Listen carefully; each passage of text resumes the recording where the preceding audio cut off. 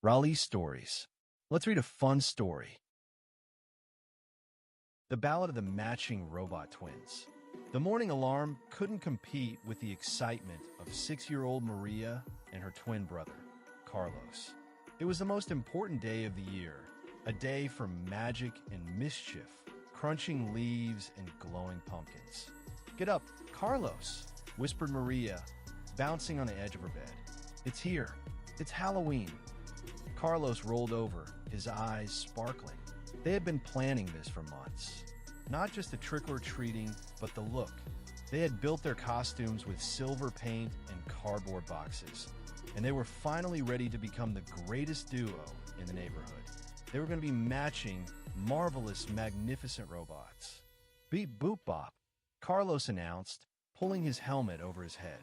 His voice came out muffled and funny. He took a stiff, robot step, making a small clunk sound. He was Unit C6, a sturdy, slow-moving candy-collecting machine. He held his arms out rigidly, waiting for his twin. Maria was next.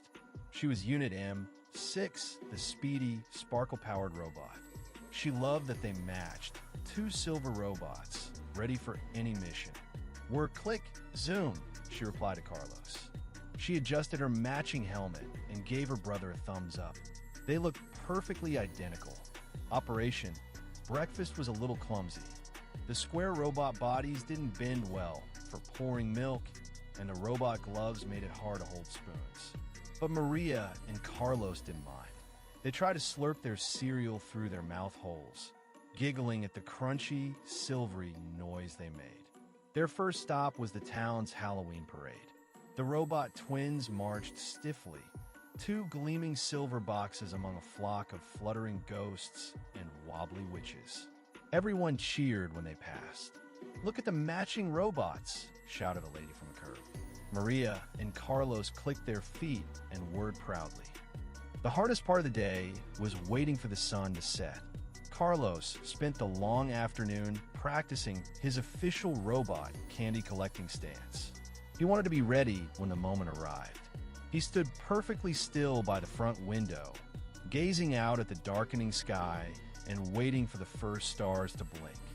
Finally, the street lights flickered on. The world was purple and orange. "It's time, Carlos. Mission, trick or treat, is a go," Maria declared, grabbing her massive orange pumpkin bag.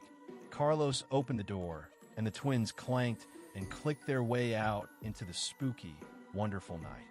The first house had a huge, inflatable ghost floating above the porch. Maria marched up bravely, leading the way. "Trick or treat," she squeaked in her best, high-pitched robot voice.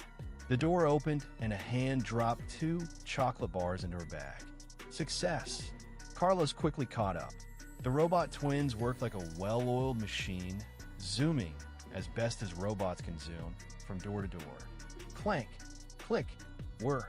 The street was full of happy chatter and rustling candy wrappers. Their bags grew heavy and their mission continued. At last, tired but triumphant, Maria and Carlos tumbled back through their own front door. They dumped their treasure onto the living room rug. A mountain of candy. They took off their helmets and stared. There were chocolates, lollipops, caramels, and little gummy things.